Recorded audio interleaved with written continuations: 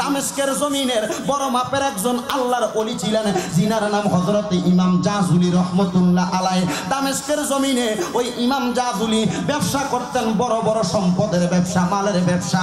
ইমাম জাযুলি রহমতুল্লাহ আলাইহি ওই দামেস্কে ব্যবসা করার জন্য দামেস্ক থেকে আরব ভূমির উদ্দেশ্যে রওনা করলেন উট নিয়ে। আগের যুগে পানি বাহন করার জন্য কোনো বোতলের ব্যবস্থা ছিল না। মগ্গির মধ্যে অথবা মাটির পাত্রের মধ্যে পানি রাখা হইতো বক্ষণ করার জন্য। বন্ধুরা আমার, গভীর মনোযোগ দিয়ে আলোচনা শ্রবণ করবেন। আর যদি এখান থেকে অন্য কোনো জায়গায় কোনো পানি নেওয়া হইতো, পানি নেওয়ার জন্য ওটার চামড়াকে সিলাই করে এটাকে ব্যবহার করা হইতো। হযরতে ইমাম জাযুলি রহমতুল্লাহ আলাইহি পানির পাত্রটার মধ্যে মানে ওটার চামড়া সেলাই করে সেটার মধ্যে উনি পানি রেখে দিলেন। পানি রাইখা উনি ব্যবসা করতে যাওয়ার সময় মন ভুলে ওই পানির পাত্রটা নিতে যখন ভুইলা যায়, হযরতে ইমাম জাযুলি রহমতুল্লাহ আলাইহি পানির পাত্রটা নিতে যখন ভুইলা যায়, এবার হঠাৎ করে সামনের দিকে যাচ্ছেন, এমন টাইমে ইমাম জাযুলি লক্ষ্য করে দেখলেন যোহরের নামাজের সময় অতিবাহিত হয়ে যাচ্ছে। যখন যোহরের নামাজের সময় অতিবাহিত হয়ে যায়, ইমাম জাযুলি রহমতুল্লাহ আলাইহি যোহরের নামাজ পড়ার জন্য উনি চিন্তা করলেন। কিন্তু ইমাম জাযুলি মনে মনে ভাবতে লাগলেন, আমি যে যোহরের নামাজ আদায় করব, যোহরের নামাজ আদায় করার জন্য আমি তো ওযু বানানোর প্রয়োজন, আমার কাছে কোনো পানি নাই। যদি আশেপাশে কোনো জায়গায় পানির কোনো ব্যবস্থা না থাকে তাহলে তায়াম্মুম করবে, পানির ব্যবস্থা থাকলে তায়াম্মুম করার হুকুম নাই। বন্ধুরে, হে রুকনপুর এলাকার বাবাজিরা, ও হবিগঞ্জের বাবাজিরা, হযরতে ইমাম জাযুলি পানির কথা চিন্তা করতে লক্ষ্য করে দেখলেন মরুভূমির প্রান্তরে ছোট্ট একটা ঘর দেখা যায়। ঘরের সামনে যাইয়া ইমাম জাযুলি রহমতুল্লাহ আলাইহি সালাম দিলেন, আসসালামু আলাইকুম ওয়া রাহমাতুল্লাহ। ঘরের মধ্য থেকে কোনো আওয়াজ আসে না। আবার ঘরের সামনে যাইয়া সালাম দিলেন, আসসালামু আলাইকুম ওয়া রাহমাতুল্লাহ। ঘরের মধ্য থেকে কোনো আওয়াজ আসে না। দ্বিতীয়বার সালাম দিলেন, আসসালামু আলাইকুম ওয়া রাহমাতুল্লাহ। এবার একটা মহিলা কণ্ঠে ঘরের মধ্য থেকে সালামের জবাব দেয়, ওয়া আলাইকুমুস সালাম ওয়া রাহমাতুল্লাহি ওয়া বারাকাতুহু। হে আগন্তুক ব্যক্তি, কেন আমি মহিলার ঘরের সামনে এসে আপনি সালাম দিলেন? ইমাম জাযুলি বলে, মা,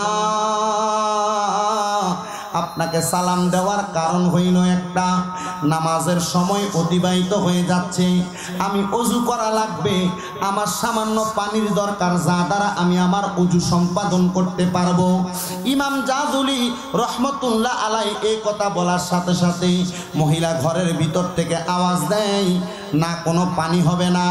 ইমাম জাযুলি একটু রাগান্বিত হয়ে বললেন, এ মহিলা, ওযু করার জন্য পানি চাইলাম, তুমি আমারে পানি দিলা না, তুমি বললা তোমার ঘরের মধ্যে কোনো পানি হবে না। মহিলা, তুমি আমাকে কেন পানি দিলা না এটার প্রশ্ন আমি করলাম না। তাহলে কি তুমি মহিলা ওযু করো না, নামাজ পড়ো না, যে পানি তুমি কোথায় পাও? মহিলা বলে, ও ইমাম জাযুলি, আপনি বলতেছেন আমি মহিলা নামাজ পড়ি না, না জেনে আইডিয়ার উপরে নির্ভর করে আপনি কোনো কথা বলতে পারেন না। হ্যাঁ, আমি নামাজও পড়ি, ওযুও করি, কিন্তু আমি আপনার এই প্রশ্নের জবাবটা এভাবে দিতে পারবো না। ইমাম জাযুলি বলে, তাহলে ওযু আপনি করেন কিভাবে? বলে, আমি ওযু করি, আমার বাড়ির পেছনের অংশে একটা কূপ আছে, যেখান থেকে আমি পানি উত্তোলন করে তারপরে আমি আমার ওযু বানাই। ইমাম জাযুলি রহমতুল্লাহ আলাইহি এই কথাটা শোনার সাথে সাথে ডাক দিয়ে বলে, মা, তাহলে আপনি আমাকে একটা বালতি দেন আর একটা দড়ি দেন, যা দ্বারা আমি কূপের নিচ থেকে পানি উত্তোলন করতে পারবো। ওই মহিলা ডাক দিয়া, ইমাম জাযুলি, আমার কাছে কোনো বালতিও নাই, কোনো দড়ি নাই। বলে, কেন? বলে, আমার বালতিটা দড়ির মধ্য থেকে ছিঁড়ে নিচে পড়ে গেছে। তখন আমি রাগ করে ওই দড়িটাকেও ওই কূপের মধ্যে নিক্ষেপ করে ফেলে দিলাম। ইমাম জাযুলি বলে, হে মহিলা, তাহলে তুমি পানি পাও কোথা থেকে? বলে, এই কূপ থেকে। ভাই, কূপের পানি তো উপরে নাই, কূপের পানি তো নিচতলার মধ্যে থাকে। মহিলা, বলো পানি উত্তোলন করার মাধ্যমটা কি? আমি আমার মা বোনদেরকে বলবো, মনোযোগের সাথে শামীম দাদার ছোট্ট একটা কম দামি কথা হইল শুনে যান। আমি মূর্খ মানুষ, আমার কোনো এলেম কালাম নাই, তবে আমার জবান থেকে যেই কথাটা বের হচ্ছে, যদি আপনার মনে হয় এটা থেকে আপনি আমল আমল করলে আপনি উপকৃত হবেন, লাভবান হবেন, তাহলে আপনি আমার কথাটা গ্রহণ করবেন। যদি মনে হয় এই কথাটা আপনার জন্য দরকার নাই, গ্রহণ করার দরকার নাই। ওই মহিলা বলে, হে ইমাম জাজুলি, আপনি আমারে বলতেছেন আমি পানি তুলি কিভাবে? আমার বালতিও নাই, দড়িও নাই। তবে আপনি যদি আমার মাধ্যমে এখান থেকে পানি উঠাইতে চান, অল্প সময় অপেক্ষা করা লাগবে। বলে, হুজুর মানলাম, অপেক্ষা করব। কি করব আপনি আমাকে বলেন। এবার ইমাম জাজুলিকে মহিলা আদেশ করলেন, হে ইমাম জাজুলি, আপনি একটু পর্দার অন্তরালের মধ্যে যাইয়া দাঁড়ান, আমি যেন বের হইতে পারি, কারণ আমি আমার শরীর আপনাকে দেখাইতে পারবো না। বলে, কেন? কারণ আল্লাহর কোরআনের আদেশ, ওয়াকরনা ফি বুয়ুতিকুন্না ওয়ালা তাবাররুজনা তাবাররুজাল জাহিলিয়াতিল উলা, তোমরা তোমাদের মহিলাদেরকে জাহিলিয়া যুগের মহিলাদের মতো রাস্তায় বের হতে দিও না। মহিলা বলে, হুজুর আপনি একজন পরপুরুষ, আপনি যদি আমি মহিলাকে দেখেন আমি দাইয়ুসে রূপান্তরিত হয়ে যাব।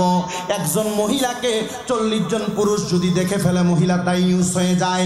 আপনারা চিন্তা করে দেখেন, ওই দাইয়ুস মহিলা কোনোদিন জান্নাতের মধ্যে প্রবেশ করবে না। জান্নাতের দরজায় লেখা থাকবে আদ-দাইয়ুসু লা ইয়াদখুলুল জান্নাহ, দাইয়ুস কোনোদিন জান্নাতে প্রবেশ করবে না। আপনাদের মা, আপনাদের বোন, আপনাদের স্ত্রী, আপনাদের কন্যাদেরকে 40টা পুরুষ দেখছে কিনা হিসাব আপনারা করেন। হে পর্দার অন্তরালের মা বোনেরা, আপনাদেরকে যদি 40টা পুরুষ মানুষ দেখে থাকে, তাহলে আপনার জান্নাতে যাওয়া আটকা পড়ে যাবে। বলে, হুজুর বাংলাদেশের মহিলাদেরকে 40 জন পুরুষ তো দূরের কথা, 40,000 40 লাখ পুরুষ দেখলো, তারা এটাকে পরোয়া করে না। আসার সময় দেখলাম রাস্তার মধ্যে, মার্কেটের মধ্যে ফটফটি এবং ফুচকা দোকানে, আরে 100 নয়, 40 জন নয়, অনেক মহিলারা ঘোরাফেরা করতেছে। খোদা কি কসম, আল্লাহর নবী রাহমাতুল লিল আলামিন নবী বলেছে, দুনিয়ার জমিনের মধ্যে কোন মহিলাকে যদি 40 জন ব্যক্তি দেখে ফেলে, ওই মহিলা দাইয়ুস হয়ে যায়, ওই মহিলা জান্নাতে যাইতে পারবে না। আর আমার নবী বলে, একজন মহিলা তার বেপরদার কারণে একজন না, 2 জন না, 4 জন ব্যক্তিকে জাহান্নামে নিয়ে যাবে। কিরে রুকনপুরের বাবারা, আপনি যদি আপনার মায়ের কারণে জাহান্নামে যান, আপনি যদি আপনার বোনের কারণে জাহান্নামে যান, আপনি যদি আপনার ভাইয়ের কারণে জাহান্নামে যান, আপনি ভাই যদি আপনার বোনের কারণে জাহান্নামে যান, আপনারা যারা বিবাহিত পুরুষ আছেন, আপনারা যদি আপনাদের স্ত্রীর কারণে জাহান্নামে যান, তাহলে দুনিয়াতে জান্নাতে যাওয়ার ব্যবস্থা আপনাকে করা লাগবে। পরবর্তীতে আলোচনার ধারাবাহিকতা আমি কিভাবে একজন মহিলার কারণে 4 জন ব্যক্তি জাহান্নামে যায় এখনই বলে শেষ করি, কারণ আমাকে সাবজেক্ট দিয়েছে কারবালার আলোচনা করার জন্য। ও বন্ধু, আল্লাহর নবী রাহমাতুল লিল আলামিন নবী বলে, একজন মহিলার কারণে 4 জন পুরুষ মানুষ জাহান্নামে যায়। যদি জবান থাকে বোবার মতো রাখবেন না। আপনারা বলেন, একজন মহিলার কারণে কয়জন পুরুষ জাহান্নামে যায়? এ যারা দাঁড়িয়ে আছেন আপনারা বলেন কয়জন? বলেন বলেন কয়জন? 4 জন জাহান্নামে যায়। আপনাদের কোনো কষ্ট হচ্ছে, কোনো অসুবিধা হচ্ছে? গত বছরের কথা আমার মনে আছে, আমি একটু জিকির আজকার করে একটু মুনাজাত করে দোয়া করছিলাম। দোয়া করার পরে এরা মনে করছে মাহফিল শেষ হয়ে গেছে, সব চলে গেছে। জি না, আমি এটাই করি, কারণ আমি যখন দেখি মাহফিলের ফ্যান্ডেলে মানুষ কম, একটা মুনাজাত দিয়ে মনে করেন তাবারুকের সময় হয়ে গেছে, সবগুলো আসে।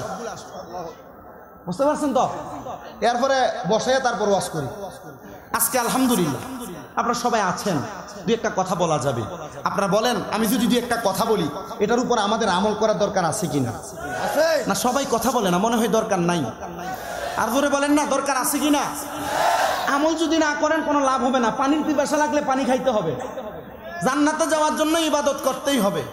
এখন আপনারা বলেন না বাবা, আল্লাহ এবং তার রাসূলের কোরআন এবং সুন্নাহর কথাগুলো কি সত্য না মিথ্যা? মাশাআল্লাহ সবাই আছেন, যথেষ্ট পরিমাণ কথা শুনছেন নীরবতার সাথে। আমার কাছে ভালো লাগছে। সবচাইতে ভালো লাগতেছে কি জানেন? যে এই জান্নাতের বাগানে সবচাইতে বেশি যুবক ভাইয়েরা এসেছে। আলহামদুলিল্লাহ, আল্লাহর দরবারে লাখ কোটি শুকরিয়া আদায় করি। আল্লাহ আমাদেরকে জান্নাতের বাগানে আসার বসার তৌফিক দান করেছেন। আমি দুরূদ শরীফের ফজিলতের কথা বলতেছি, যেন সবার কষ্ট হচ্ছে না? আলহামদুলিল্লাহ, আমি দুরূদ শরীফের ফজিলতের কথা বলতেছিলাম। দে বাবা, কইয়াছিলি শ্বশুর বাড়ি গেছিলি? দে তোরা জ্বালা, কিছু করার নাই, করার কারণে মানুষ। দাও আর একটু টান দে তারটা বাবা। আচ্ছা, একটা মহিলার কারণে কয়জন পুরুষ জাহান্নামে যায় বলছিলাম? 4 জন। 4টে একটু আঙ্গুল দিয়ে একটু হাত তুলে দেখেন না, কষ্ট হইলে ঘুম টুম চলে যাবে। কয়জন যাবে? কয়জন? এই আপনারা যারা দাঁড়িয়ে আছেন, আপনারা মনে হয় মহিলার কারণে জাহান্নামে যাবে। একটা মহিলার কারণে কয়জন জাহান্নামে যাবে? আপনারা হাত তুলে না কেন? হাত তুলে দেখেন না বাবা, কয়জন যাবে? কয়জন বলেন? একজন মহিলার কারণে কয়জন পুরুষ জাহান্নামে যাবে? এবার বলি ওই 4 জন কারা? আল্লাহর নবী রাহমাতুল লিল আলামিন নবী আমার ডাক দিয়া বলে, উম্মত, একজন পুরুষ মানুষ মহিলা মানুষের কারণে 1 নাম্বার তার বাবা জাহান্নামে যাবে। বাবা যারা মাই আছে সাবধান। একজন পুরুষ মানুষ যে তার কন্যা সন্তান জন্ম দেওয়ার পরে ওই বাবা তার কন্যাটাকে পর্দা করায় নাই, বেপর্দা ভাবে ঘোরাফেরা করেছে, হবিগঞ্জের বাজারে গিয়েছে, আউসকান্দির বাজারে গিয়েছে, বিভিন্ন জায়গায় বেপর্দা ভাবে খোলা চলে এলোমেলো ভাবে ঘুরে বেড়াইছে, দায়ুসে রূপান্তরিত হয়ে গেছে বেপর্দা চলার কারণে। আল্লাহর নবী কয়, তার বাবার আন্ডারে ওই মেয়েটা যতদিন ছিল, ওই বাবা যদি তার কন্যাকে পর্দা না করায়, নবী আমার বলে ওই মেয়ের কারণে তার বাবা জাহান্নামে যাবে। জোরে বলেন নাউজুবিল্লাহ। যারা মাই আছে সাবধান। আমার কাছে ঘরে এক লোক যায়, হুজুর দোয়া করবেন, আমার 2টা মাইয়া। আল্লাহর নবী কইছেন না নি যে যার ঘরে একটা মাইয়া একটা ফুড়ি তার একটা জান্নাত, যার ঘরে 2টা ফুড়ি তার 2টা জান্নাত। হুজুর আরেকটু দোয়া করুন যেন আমার স্ত্রীর পেটে আরেকটা ফুড়ি আছে, এটা জন্মইব। হুজুর আল্লাহর নবী কইছুন, আপনারা বুঝুন তো কথা, হুজুর কইছুন যার ঘরে 3টা ফুড়ি আল্লাহর নবীর লগে নাকি তাই জান্নাতও থাকবো। আমি কইলাম, ইয়া আল্লাহ, মাশাআল্লাহ, পাক্কা খবর। আপনার ফুড়ি কোনানো? হুজুর আছে তো, দেখতাইনি। আমি কই তো দেখলাম যে একটা অতটু একটু অতটু। আমি কি আচ্ছা, তো এটারে দেখলাম মুখে লিপস্টিক লাগাইছে।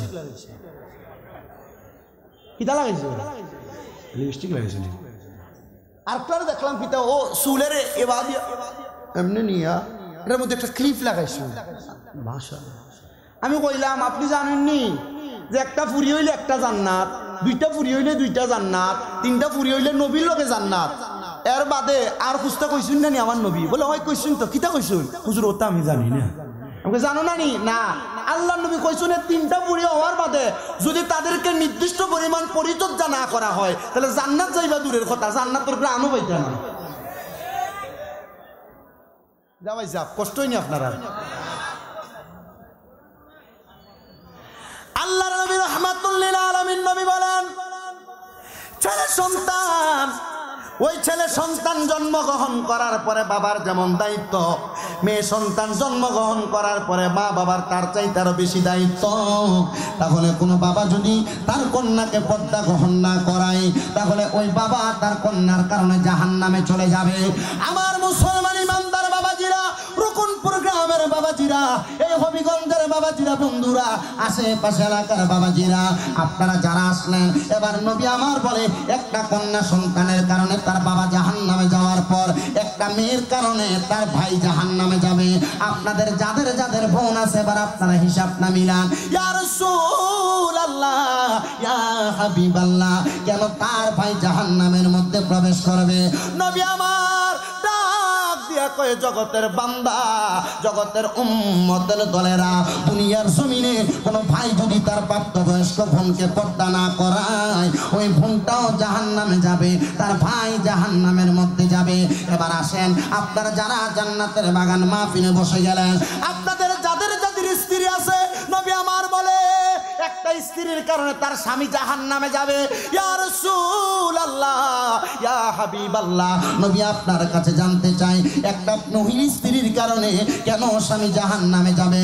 বলে, স্বামী তার স্ত্রীকে বিবাহ করে আনার পর থেকে যখন সে যদি তার স্ত্রীকে পর্দা না করায়, তাহলে ওই স্বামী জাহান্নামের মধ্যে যাবে। আপনারা আপনাদের স্ত্রীদেরকে পর্দা করাইবেন দূরের কথা, আপনার ছোট ভাই কাছ থেকে আসার পর আপনি বলেন, আমার ভাই এই সুন্দর বাদ বেড়ে দাও। আল্লাহর নবী কয়, এ ভাই মানে স্ত্রীর দেবর যেটা, ওই দেবরটা একজন ভাবির জন্য কাল সাপের মতো। আপনি মনে করেন আপনার দেবর আপনার জন্য ছোট ভাইয়ের মতো, আর নবী নবী বলে দেবর কালসাপের মতো, ওই দেবর কালসাপের মতো আপনি আপনার ভাইকে বাদ বেড়ে দেওয়ার জন্য আপনি আপনার স্ত্রীকে অনুমতি দেন, আর নবী বলতেছে না ওই দেবরটা হলো একজন ভাবির জন্য কালসাপের মতো। ও মুসলমান, ও নবীর উম্মতের দল, কি দুনিয়ার মধ্যে আসলা, আধুনিক দুনিয়ার মধ্যে আইসা নিজেই নিজের জাহান্নামের রাস্তা তৈরি করতেছ। না রে না, ওই দেবরের বিবাহের মধ্যে স্ত্রীদের মধ্যে ওইটা কত সুন্দর নাকে মুখে হলুদ লাগায়, আবার ড্যান্সের পার্টি হইলে দেবর বাবি একসাথে নাচানাচি করে, দেবর বাবিরে দেখে, বাবি দেবররে দেখে, আবার এদের সাথে কত সুন্দর বাহিরের লোক নাচানাচি করে। এমন অবস্থা বাংলার জমিনে আছে না না? যাবেন তোমার মতো বউয়ের আমার দরকার নেই, যাও বাপের বাড়ি যাও। কথা বলেন না কেন? এই বউ যদি আমাকে জান্নাতি না বানাইতে পারে তাহলে কেন এই বউ দিয়ে আমি কি করব? বুঝাইবেন, বাপের বাড়িতে পাঠাইবেন, বলে জি তখন বাপের বাড়িতে গেলে জিজ্ঞাসা করবো, মেয়ে তুমি কেন চলে আসছো? আপনারা জামাই আমারে পাঠাই দিছো। কেন পাঠাইছে? মা আমারে কয় যে আমি বোরকা পড়তাম, আমার চোখ দেখা যেত পারতো না, আমার মুখ দেখা যেত পারতো না, আমি ওলা বোরকা পড়তাম বলে। হয় তুই তো ফোরতি, তো ফোরদা না মা, আমারও তা ভালো লাগে না, আমি তো মডার্ন। বলে তাইলে ভালো না লাগলে তো জামাইও তোমার লইতো না। কথা কই না কেন? ঠিক না বেঠে? তাহলে স্ত্রীদেরকে পর্দা করার দরকার আছে কিনা? আছে।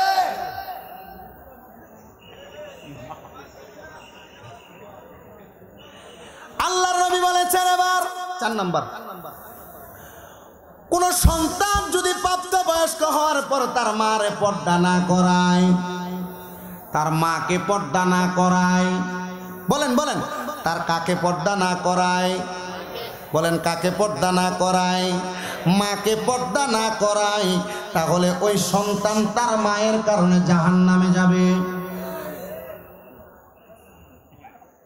আপনার কাছে যদি একটু 5টা মিনিট জিকির করতাম ভালো লাগতো, কিন্তু এই ওয়াজটা আমাদের জন্য বেশি দরকার। যদি এই ওয়াজ দরকারি মনে করেন, এই বাজারের মধ্যে আমি আসার সময় এত মহিলা দেখলাম, আল্লাহর কসম এই ওয়াজ 10টা করাইলে যে সওয়াব হবে, মহিলা বেপর্দা হইলে যে গুনাহ হবে, এই সওয়াব দিয়ে এই গুনাহকে আপনি ভর্তুকি দিতে পারবেন না। কথা বলেন ঠিক না বেটে?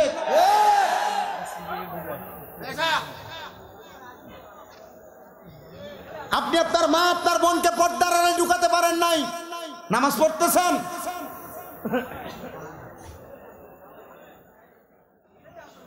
আপনি আপনার মা বাপকে পর্দার মধ্যে, মাকে পর্দাতে ঢুকাতে পারেন নাই, আপনার বোনকে পর্দাতে ঢুকাতে পারেন নাই, আপনার স্ত্রীকে পর্দাতে ঢুকাতে পারেন নাই, আপনার নিজের বোনকে পর্দাতে ঢুকাতে পারেন নাই। আল্লাহর কসম, জান্নাতে কেমনে যাবেন? রহমতের ফেরেশতারা জান্নাতের গেটে দাঁড়িয়ে রেখে লইব। আর পর্দার অন্তরালে যে মা বোনেরা ওয়াজ শুনতেছেন, আমি আপনাদেরকে উদ্দেশ্য করে বলবো, আপনারা যদি পর্দার মধ্যে না যাইতে পারেন, আপনারা যদি নির্দিষ্ট পরিমাণ নিজের স্বামীর অনুমতি নিয়ে ঘরের বাহিরে না যান, যদি আপনি আপনার স্বামীর অনুমতি ছাড়া বিন্দু পরিমাণ কোনো পুরুষের সামনে চলে যান, এমন 10টা 15টা 100টা মাহফিল শুনলে আপনার কোনো ফায়দা হবে না।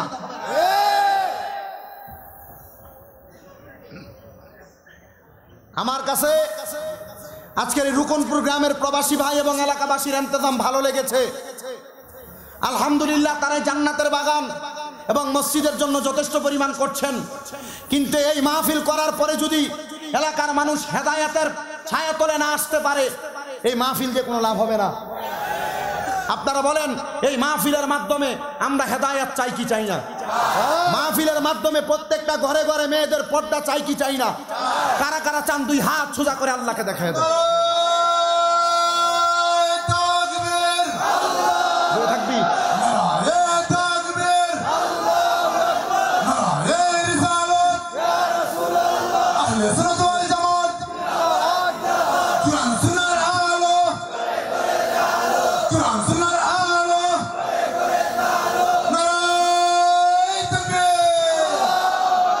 সাবধানে থাকিও নারী পর্দার আড়ালে, বলেন সাবধানে থাকিও নারী পর্দার আড়ালে। হাদিসে হারামে লিখে অন্য দেখিলে, হাদিসে হারামে লিখে অন্য দেখিলে, সাবধানে থাকিও নারী সাবধানে থাক। কেন ফাইজলামি করেন? আরে আজকালকার নারীগণে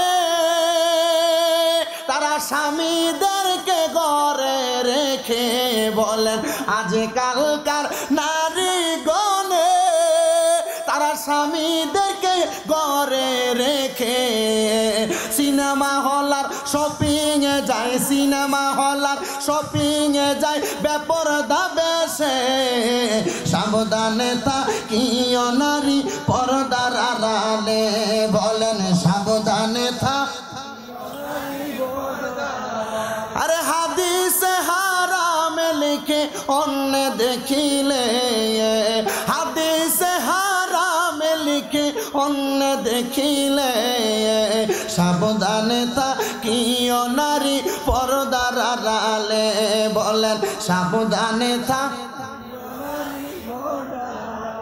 এবার আমার যুবক ভাইরা বুঝতে পারলাম একটা নারীর কারণে 4 প্রকার পুরুষ মানুষ জাহান্নামে যাবে।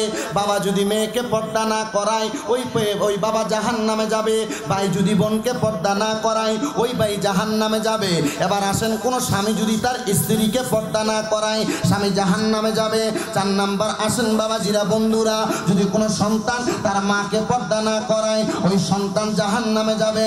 ও আল্লাহ গো, তাহলে আমরা জাহান্নামে যাইতে চাই না, আমরা জান্নাতে যাইতে চাই। বলে জাহান্নামে যাইতে চাই না, আমার আল্লাহ এবং তার রাসূলের মহব্বতে আপনি কোরআন এবং সুন্নাহর আমল করে করে আপনার মা বোনকে পর্দা করানোর দরকার আছে না নাই?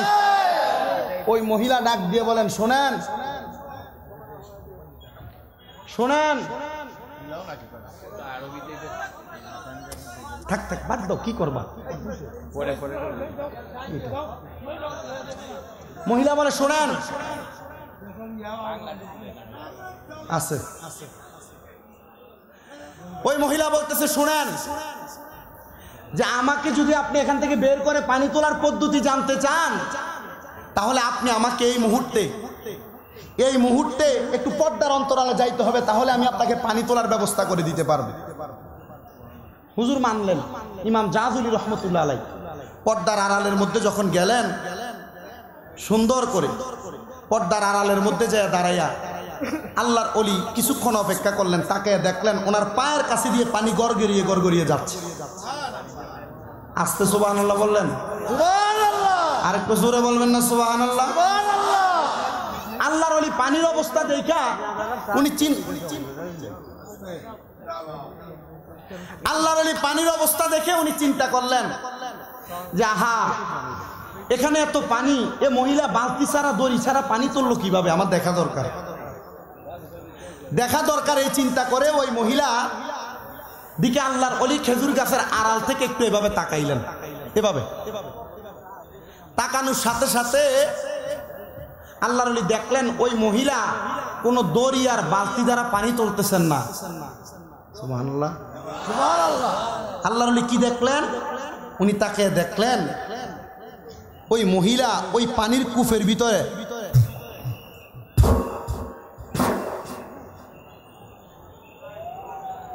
কয়বার? 3বার থুতু নিক্ষেপ করলেন। আল্লাহর ওলি এই অবস্থা দেখে উনি আবার মহিলার সামনে চলে গেছেন। এ মহিলা, তোমার সামনে আমি আসলাম, ক্ষমা সুন্দর দৃষ্টিতে দেখবো, আমি তোমার দিকে তাকাচ্ছি না, তবে আমি এই মুহূর্তে আমি যে অবস্থাটা দেখলাম, তোমার যে ক্ষমতা দেখলাম, যে পাওয়ার দেখলাম, তুমি আমাকে কষ্ট করে ওই পাওয়ারের কথাটা বলো। তুমি এই পাওয়ার কিভাবে পাইলা যে তুমি 3বার পানির মধ্যে থুতু নিক্ষেপ করার সাথে সাথে পানি নিচ থেকে উপরে উঠে গেছে? মহিলা বলে, হুজুর কিছুক্ষণ আগে আপনি বলতেছিলেন, ও হুজুর আপনার নামাজের দেরি হয়ে যায়, এখন কি আপনি নামাজের জন্য ওযু করবেন না আমার পাওয়ারের কথা জানবেন? হুজুর বলে, ঠিক আছে আগে নামাজ পড়ি, আপনি আগে আমারে বলেন আপনার এই পাওয়ার কিভাবে অর্জন করেছেন সেটা আমাকে বলবেন কিনা। জি হ্যাঁ বলবো, আপনি আগে নামাজ পড়েন। উনি সুন্দর করে ওযু বানাইলেন। ওযু বানান করে সুন্দর করে উনি সেখান থেকে নামাজ আদায় করে এবার আবার মহিলার দরজার সামনে এসে সালাম দেয়, আসসালামু আলাইকুম ওয়া রাহমাতুল্লাহ। মা, ও মা, আপনি কিভাবে এই ক্ষমতা পাইলেন? যে থুতু নিক্ষেপ করার সাথে সাথে, ও মা, এই থুতু নিক্ষেপ করার সাথে সাথে পানি উপরের দিকে আসলো। মহিলা বলে, হুজুর ঘটনা ছোট না, অনেক বড়, একটু ধৈর্য ধরতে হবে। হুজুর বলে, ঠিক আছে, জানার জন্য আমি ধৈর্য ধরতে রাজি আছি। মহিলা বলে, হুজুর একদিন জোহরের নামাজের পরে আসর পর্যন্ত আমি আমার বাড়ির পেছনে ঘোরাফেরা করতেছিলাম। যখন আমি ঘোরাফেরা করতেছি, আমি ঘোরাফেরা করার ওই অবস্থা আমি লক্ষ্য করে দেখলাম, হুজুর আমার হঠাৎ করে অজু শেষ হয়ে গেছে, আর এমন টাইমে আসরের আযান হইতেছে। কিন্তু আমি অজু করার জন্য তাড়াহুড়া করতে লাগলাম। একটা দড়ির মধ্যে বালতি লাগাইয়া আমি নিচে নিক্ষেপ করলাম, যেন বালতি থেকে পানি উঠতে, কূপ থেকে পানি উঠাইতে পারি। হুজুর আমি পানি তোলার জন্য যখন বালতিটা ফেললাম, আমি দেখলাম ওই বালতিটা উপরে আসতেছে। আমি ধরতে যাবো, এমন টাইমে দড়ি সহ বালতিটা নিচে পড়ে গেছে। হুজুর আমার রাগ হয়েছে, রাগ, আমার উজু নাই, আসরের নামাজ কাজা হয়ে যাচ্ছে, কিভাবে করব। আমি রাগান্বিত হয়ে ওই কূপের মধ্যে 3 বার থুথু নিক্ষেপ করেছি।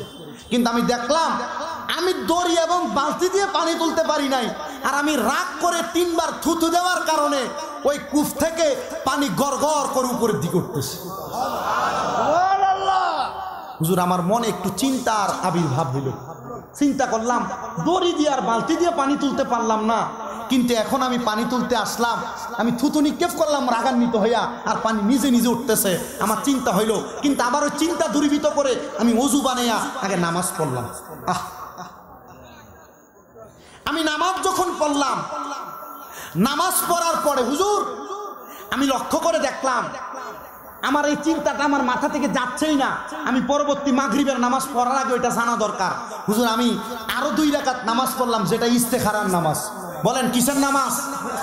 আলেম ওলামা যারা আছেন বাবা আপনারা জানেন ইস্তেখারার নামাজ।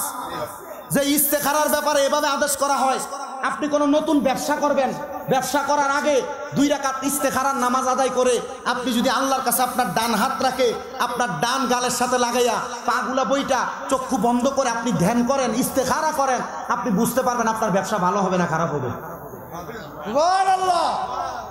আপনি কোনো মেয়েকে বিবাহ করবেন, অথবা কোনো মেয়ে কোনো ছেলেকে বিবাহ করবে, কোনো মেয়ে কাকে বিবাহ করবে? ছেলেকে বিবাহ করবে।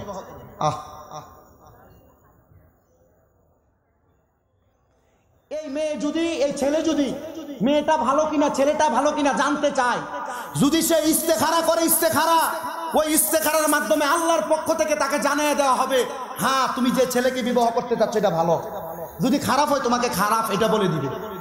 ঠিক, ওই ইস্তেখারা করার মতো ক্ষমতা বর্তমান সমাজে কয়জনের আছে? আমার মনে হয় না।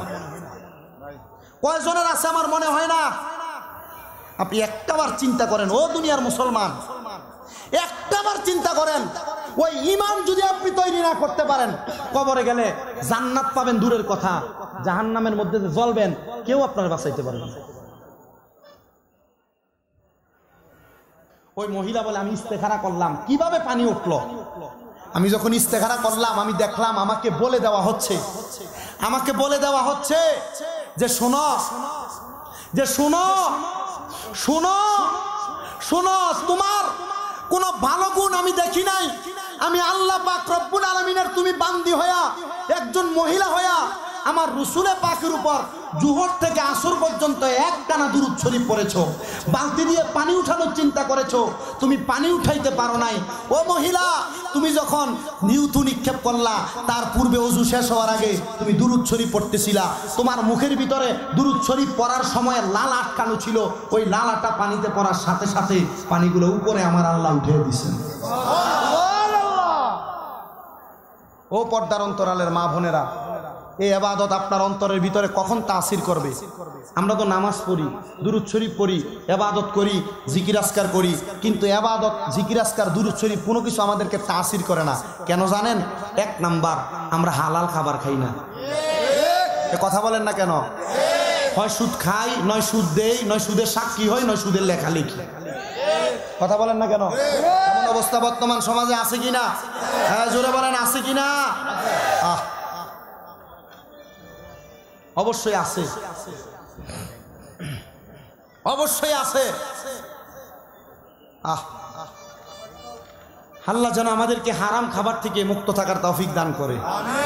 আপনি আপনার বউ আপনার সন্তানকে ভালো রাখার জন্য সুদে টাকা লাগিয়ে খান, কোনো লাভ হবে না, কোনো লাভ হবে না। এই সন্তান আপনাকে একটু বিন্দু পরিমাণ বাঁচাবে না, এই মা বাবা আপনাকে বিন্দু পরিমাণ বাঁচাবে না যদি আপনি হারাম আপনার মা বাবা এবং সন্তানদেরকে খাওয়ান। আল্লাহ আমাদেরকে হারাম থেকে বাঁচার তৌফিক দান করে। আচ্ছা আপনারা বলেন, ওই দুরূদ শরীফ আদায় করে মহিলা থুতু নিক্ষেপ করার কারণে আল্লাহ যদি তাকে এত বড় নিয়ামত প্রদান করতে পারে, আমরা সবাই ওই দুরূদ শরীফ আদায় করতে চাই কি চাই না? আস্তে না জোরে? ফ্যাশনের তারা বলেন তো, আস্তে না জোরে? জোরে বলেন, আস্তে না জোরে? আসেন, আমার যে কোনো ভাই আমাকে 4টা প্রশ্ন দিয়েছেন। আমি ফাজিল 3য় বর্ষে পড়ি, প্রশ্ন দেওয়ার মতো যোগ্যতা আমার নাই। একটা প্রশ্ন, ঈমান এবং নেফাক, ঈমান এবং নেফাক এই দুইটার বিষয়ে কথা বলার জন্য। 2 নাম্বার বেদাত এবং এটার পরিপূর্ণ আলোচনা করার জন্য। 3 নাম্বার আল্লাহ ছাড়া অন্য কাউকে সেজদা দেওয়া যাবে কিনা এটার ব্যাপারে পরিপূর্ণ আলোচনা। আরেকটা প্রশ্ন দিয়েছে, আপনার ওই প্রশ্নটার মূল ধারাবাহিকতা বোঝা যাচ্ছে না, তবে হ্যাঁ নবী আলাইহিস সালাতু ওয়াস সালামের নূরের ব্যাপারে ইমামদের মত এবং পরিপূর্ণ আলোচনা করার কথা বলেছেন। আমার এই আলোচনাগুলো করা আমার দায়িত্ব নয়, এই আলোচনাগুলো করার দায়িত্ব সুন্নিয়তের বড় বড় আকাবেরদের, তাদেরকে প্রশ্ন দিবেন। আমি জানি আপনি প্রশ্ন দেওয়ার মূল কারণ কি মনে করছেন, প্রশ্ন দিয়ে আটকাই দিবেন। শামিমরা তো কাঁচা মাছ খাওয়াই না বেটা না। আমি আজকে যদি প্রশ্নের উত্তর দেই, আমাকে 10টা মাহফিলে 10 রকম প্রশ্ন করবে। আমি এখন তালেবুল ইলম, আমি যদি আজকে 60টা প্রশ্নের উত্তর দেই তালেবুল ইলম হিসেবে, এরপরে 10টা প্রশ্নের উত্তর করলে আমি উত্তর দিব কই থেকে? আর আপনি কেমন ব্যাক করলেন? আমার নামের আগে কোনো মুফতি আছে আমার কাছ থেকে যে এত বড় সমাধান জানতে চাইছেন? এগুলা ভালো কোনো আলেমের কাছ থেকে জানতে চাইবেন, ভালো কোনো আলেমের কাছ থেকে। আমার কাছ থেকে আমি আল্লাহর কোরআন, রসুলের হাদিস এবং বিভিন্ন বাহ্যিক কিছু ঘটনার মাধ্যমে মানুষকে হক পথে আদেশ করার আমি ওয়াজগুলা করি, কিন্তু আমি প্রশ্নের উত্তর দেওয়ার মতো যোগ্যতাওয়ালা বক্তা না। আপনি মনে করছেন আমি এগুলা বললে আমার, আপনারা জানেন না তো প্রশ্ন করার সিস্টেম জানেন? প্রশ্ন আরবিতে করছে, মনে করছে ফটতো ফটতো না সান্দুর বাচ্চা।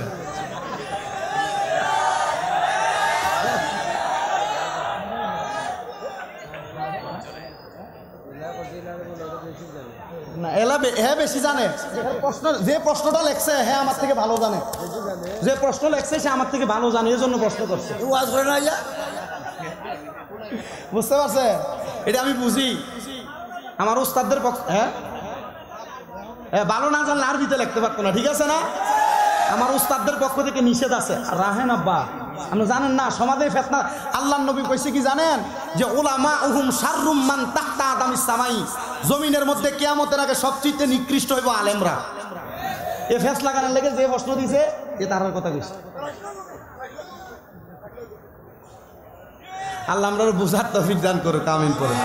তাহলে দুরূদ শরীফ আদায় করলে যদি দুরূদ শরীফের বরকতে এত ফজিলত হইতে পারে, আপনারা বলেন আমরা দুরূদ শরীফ আদায় করার পক্ষে আছি না নাই? এই মুহাব্বতের আওয়াজে জোরে জোরে দুরূদ শরীফ আদায় করতে চান তো ইনশাআল্লাহ? জবান খুলে দুরূদ শরীফ আদায় করেন। আল্লাহুম্মা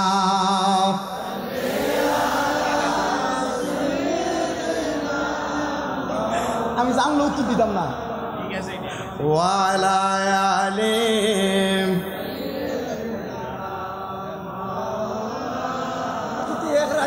দেহ গরকে কাবা বানাইয়া দিলকে বানাও মদিনা, দেহ গরকে কাবা বানাইয়া দিলকে বানাও মদিনা, চোখ বুঝিলে দেখতে পাবে শাহেন শাহে মদিনা। আল্লাহুম্মা সাল্লি, জবান খুলে জুড়ে ঈমান তাজা হবে মুহাব্বতে। মুহাম্মদ ওয়ালা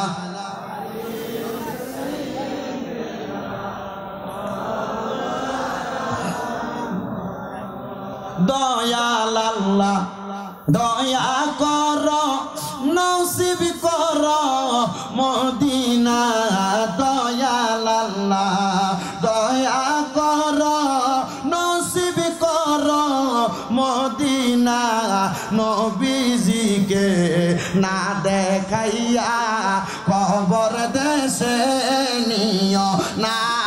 আল্লাহুম্মা সাল্লি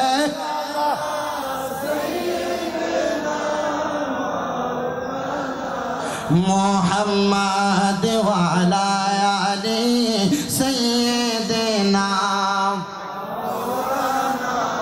লা ইলাহা ইল্লাল্লাহ লা ইলাহা হাসবি রব্বি জাল্লাল্লাহ পড়েন মাফি কলবি গায়রুল্লাহ হাসবি লা মাফি কলবি গায়রুল্লাহ নূর মুহাম্মদ সাল্লাল্লাহু পড়েন নূর লা ইলাহা ইল্লাল্লাহ লা ইলাহা লা ইলাহা আল্লাহ সারা মাবুদ নাই আমার নবীজি সারা ও পাই নাই বলেন আল্লাহ নাই আমার নবীজি সারা ও পাই নাই ওই নবীকে পাইতে হইলে ওই নবী আল্লাহর দয়া চাই লা ইলাহা লা ইলাহা নামাজ রোজা সাইরো না সবাই মা বাবার খেদমত সাইরো না বলেন নামাজ না সবাই মা বাবার খেদমত সাইরো না আমার নবীর দরুদ বইল না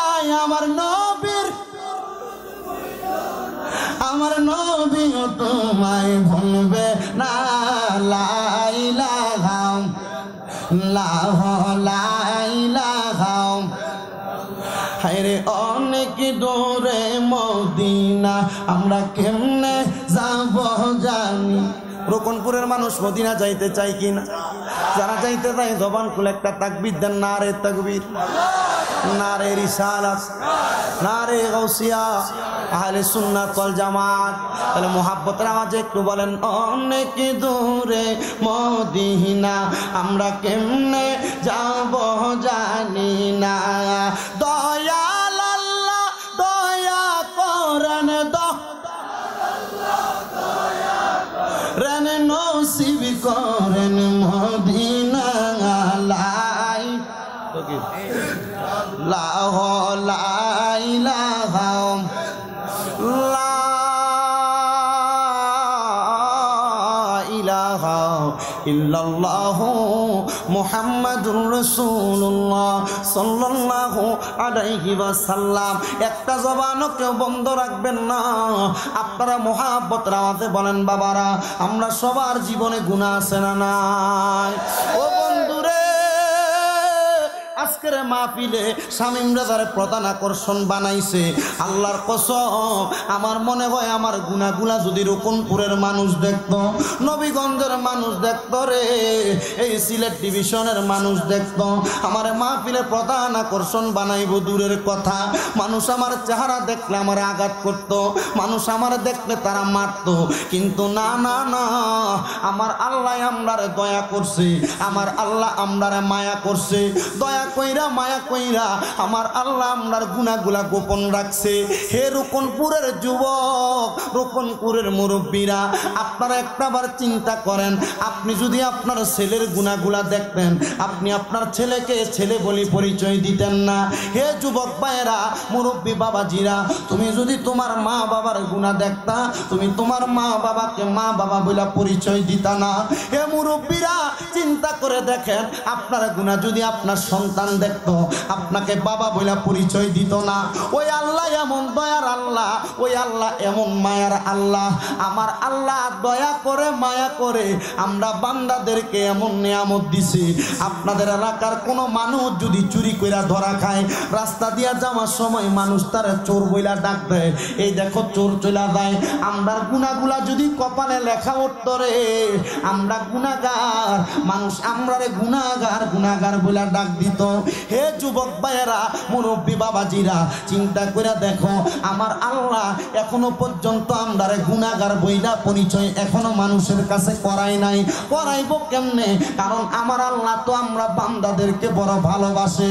আল্লাহর একটা না দুইটা না, আল্লাহ পাকের জাতি 99টা নাম আছে।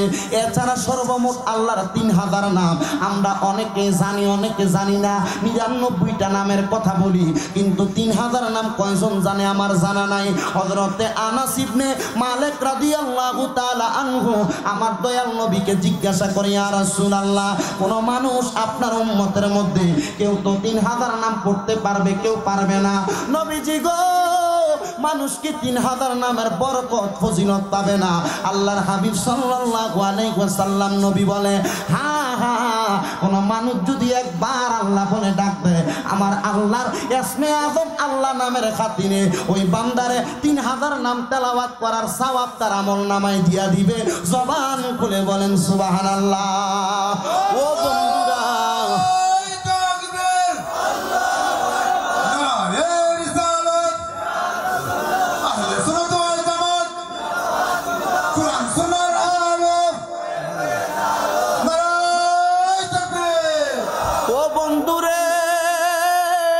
আল্লাহর 3000 নাম জানা নাই।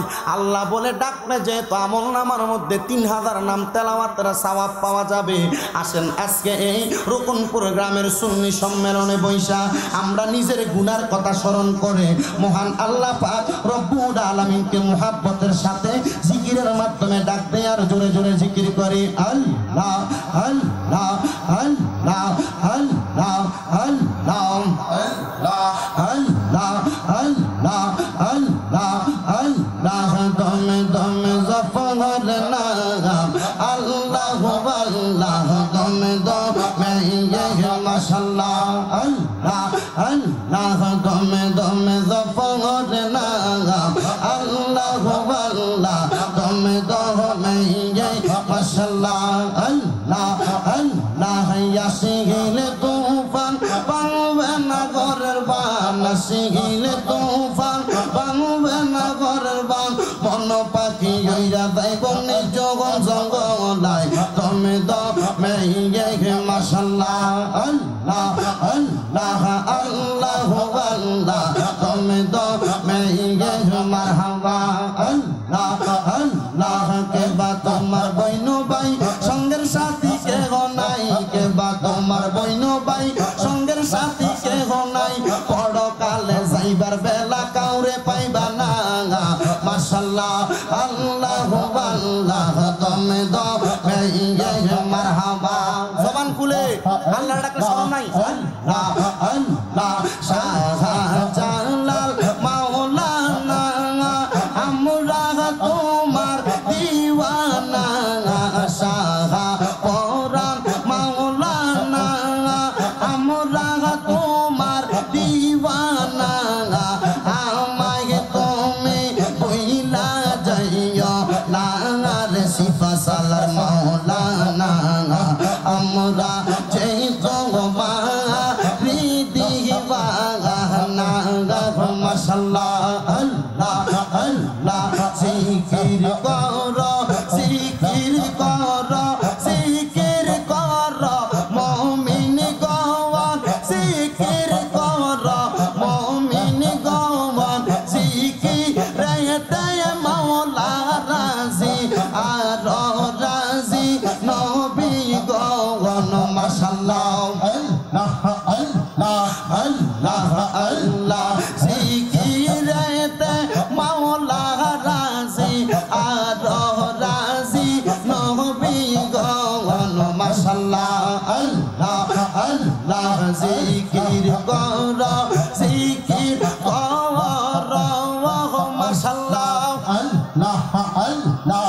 ফকির দরবেশ বাদশাহ ও ওলি কুলি দেশে ফুলের কলি তারা কান্দে নিয়া বিকার জলি ফুল তোলে দিতে গলায়। জিকির করো জিকির করো জিকির করো মুমিন গওয়ান, জিকির করো মুমিন গওয়ান,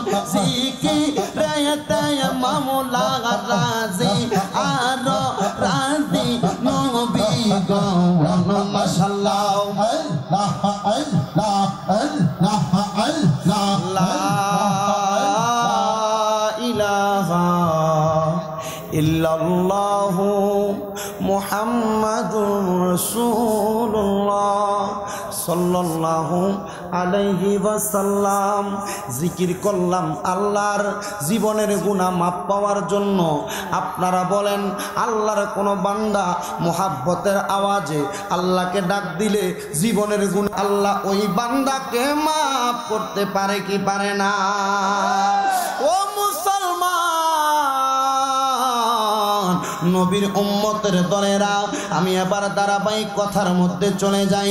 যেহেতু আজকের জান্নাতের বাগানের যিনি প্রধান অতিথি শেখ আল্লামা সৈয়দ মুকাররম বারি মাদ্দাজিল্লাহুল আলী হুজুর কেবলা, আমি আমার আলোচনা শেষ করার আগে দুরূদ শরীফের ফজিলতের কথা বলেছি, হারাম খাওয়া ছাড়তে বলেছি, মা বোনের পর্দার কথা বলেছি, এই তিনটা বিষয়ের উপরে কথা বলে সর্বশেষ যত ইবাদত আপনি করেন না কেন সব ইবাদত আপনার তুচ্ছ হয়ে যাবে যদি আপনি বাড়ির মধ্যে যাইয়া আপনার মা বাবাকে ভাত না দেন, মা বাপকে আলাদা করে দেন, মা বাপকে জুদা করে দেন। তাহলে আপনারা বলেন আম্মা আব্বার কলিজায় আঘাত দিলে যদি সকল ইবাদত তুচ্ছ হয়ে যায়, আমরা ওই আম্মা আব্বার খেদমত করার দরকার আছে না নাই? ও যুবক ভাইরা, মুরব্বী বাবাজিরা, পর্দার অন্তরালের মা বোনেরা, আপনারা যারা যারা মা বাবার কলিজায় আঘাত দিয়েছেন, বলে হুজুর কলিজায় আঘাত দেয় কেমনে?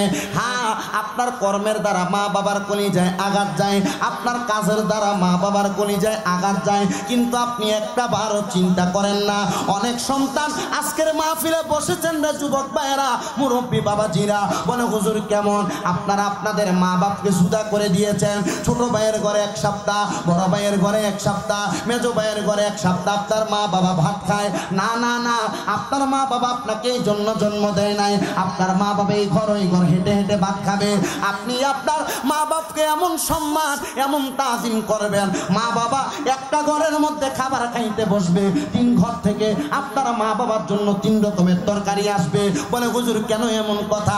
আম্মা আব্বা বৃদ্ধ হয়ে গেলে, বয়স্ক হয়ে গেলে জিহ্বার স্বাদ নষ্ট হয়ে যায়। ওই জিহ্বার স্বাদ নষ্ট হওয়ার পরে কখন কি খাইতে মন চায় মা বাবা বলতে পারে না। আপনি সন্তান যদি আপনার মা বাবাকে গুরুত্ব প্রদান করেন, তাহলে আপনি কোনোদিন আপনার মা বাপকে জুদা করবেন না। 1 দিনের বেশি, 2 দিনের বেশি, 3 দিনের বেশি আপনার ঘরে যদি আপনার মা খায়, আপনার বউ কেমন জানি আলাদা করে করে কথা বলে। সন্তানের দল একটু তোমার কদমে হাত দিয়ে বলে দিয়ে যায়, পারলে দাও তোমার কদম আমার সামনে দাও। যদি কেউ তোমার মা বাপকে আলাদা করে দিয়ে থাকো, আম্মা আব্বার কথার দ্বারা কষ্ট দিয়া থাকো, এখান থেকে বাড়ির মধ্যে যাইয়া আম্মা আব্বার পা গুলারে জড়াইয়া ধরবা আর ডাক দিয়া বলবা, মা ও আব্বা, আপনাদেরকে আলাদা করে দিয়ে জুদা করে দিয়ে খারাপ ব্যবহার করে আপনাদের সঙ্গে আমি সন্তান অন্যায় করেছি, আল্লাহর রাস্তে আপনি আমারে মাফ করে দেন। যতক্ষণ না পর্যন্ত আপনার মা আপনার বাবা মুখ দিয়ে বলেছে মাফ করে দিছি, ততক্ষণ পর্যন্ত মা বাবার কদম ছাড়বেন না। হুজুর কেন এমন কথা? আম্মা আব্বার কদম কেন ছাড়বো না? এরে যুবক ভাইরা, মুরব্বী বাবারা, ওই মা বাবার মনে যদি কষ্ট থাকে, আমার নবী বলেছে সাকাতুর রব্বি ফি সাকাতিল ওয়ালিদাইন, আম্মা আব্বার অন্তরের অসন্তুষ্টি আমার আল্লাহ অসন্তুষ্টি হয়ে যায়। তোমার মা যদি তোমার প্রতি অসন্তুষ্ট থাকে, লাখ টাকা কামাই করে কোনো শান্তি পাবে না, কোটি টাকা কামাই করে কোনো শান্তি পাবে না। আজকে এখান থেকে বাড়িতে যাইয়া যদি আগামীকালকে রুকনপুর এলাকার দোকানে বসে মুরব্বীরা বলে, শামীম ব্রাদার ওয়াজ শুই না, আমার ফুতে আমার পায়ে ধরে মাপ চাইছে, আমার সন্তান আমার পায়ে ধরে মাপ চাইছে, এই মাহফিল তখন সফল হবে। আর নচেত আমার মনে হয় না মা বাবার কলিজায় আঘাত দিয়া এমন মাহফিল শুনলে তুমি ফুতের কোনো লাভ হবে। যদি আগামীকালকে এলাকার মা বোনের একজন আরেকজন রে বলে, হুজুরের ওয়াজ শুই না, আমার সন্তান আমার পায়ের মধ্যে ধরে ধরে মাপ চাইছে, আল্লাহর কসম এ যুবক ভাইরা, আম্মা আব্বার কদমে ধরলে সন্তানের দাম কমে যায় না, সন্তানের ইজ্জত কমে যায় না। আল্লাহর নবী কয়, মাঝে মাঝে সুযোগ পাইলে শুধু মা বাবার পায়ে ধরে মাপ চাওয়া না, মাপ চাওয়া না, সুযোগ পাইলে আম্মা আব্বার কদমের মধ্যে চুম্বন করবা। যুবক রে, ও মুরব্বী, কোনোদিন মা বাবার পায়ে চুম্বন করছো কিনা এটা তোমরা সবচাইতে ভালো জানো। বলে হুজুর চুম্বন করব দূরের কথা, দুই ঈদে মা বাবার পায়ে ধরে সালামি তো করি না। যুবক ভাই, মুরব্বী বাবা, আম্মা আব্বার কদমে ধরে মাপ চাইবা আজকে মাহফিলে নিয়ত করো। কিন্তু অনেকে চিন্তা করে হুজুর যাদের বাড়িতে মা আছে তারা বাড়িতে যাইয়া মার পায়ের মধ্যে ধরে মাপ চাইবো। আমার তো মা নাই, আমি কার পায়ের মধ্যে ধরে মাপ চাইবো? হুজুর যাদের বাড়িতে বাবা আছে তারা বাবার পায়ের মধ্যে ধরে মাপ চাইবো। আমার তো আব্বা নাই, আমি কার পায়ের মধ্যে ধরে মাপ চাইবো? এ সন্তান, তুমি হয়তো তোমার মা বাবার কষ্টের কথা ভুলে গেছো। বাড়িতে মুরগিটা প্রথম ডিমটা পারলে তোমার মা তুমি ফুতের আগে খাওয়াইতো, তুমি সন্তানরে আগে খাওয়াইতো। আব্বাদান দামি কোনো লুঙ্গি পরতো না, তুমি সন্তানরা দামি জামা কাপড় কিনা পরাইতো। ও আব্বা, আপনার লুঙ্গিটা তো ছিঁড়া, আপনি কেন দামি লুঙ্গি কিনা পরেন না? আব্বা বলতো আমার বয়স হয়েছে, আমি আব্বা কি এখন আর আরাম করার বয়স আসেনি। অভাবের কথা বলতো না। সন্তান, এখন তুমি লাখ লাখ টাকার মালিক, কিন্তু তুমি তোমার আব্বা জানকে 500 টাকা দিয়া কিনে একটা লুঙ্গি পরাইতে পারো না, তোমার আব্বা কবরে। এ সন্তান, এখন তুমি লক্ষ কোটি টাকার মালিক, তোমার আম্মা জানের মুখে দামি একটু খাবার তুলে দিতে পারো না, তোমার মা কবরে। কেমনে দিবা, কেমনে দিবা? মা বাবা অন্ধকার কবরে। তোমার মা যদি বেঁচে থাকতো, তুমি তোমার মা যা চাইতো তুমি তা দিতে পারতা। তোমার মা বাবা লক্ষ টাকার মালিক তোমারে বানায় দিয়া গেছে।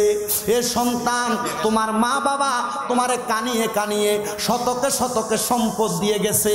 ওই সম্পদ তোমার মা বাবা এমনি এমনি দিয়া যায় নাই। ওই সম্পদ দেওয়ার পরে যদি তুমি তোমার মা বাবার জন্য কোনো কিছু না করতে পারো, সন্তান তোমার মতো হতভাগার কেউ নাই। আজকের মাহফিলে লক্ষ টাকার মালিক বসেছেন, কোটি টাকার মালিক বসেছেন। এই রুকনপুর গ্রামের রুকনপুর জামে মসজিদের কত সুন্দর কাজ শুরু হয়ে যাবে।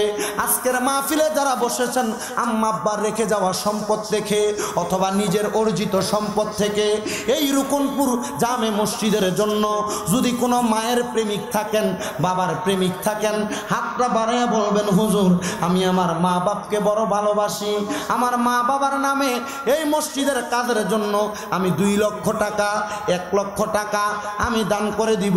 আছেন নাকি একজন? হয় 2 লক্ষ টাকা, নয় 1 লক্ষ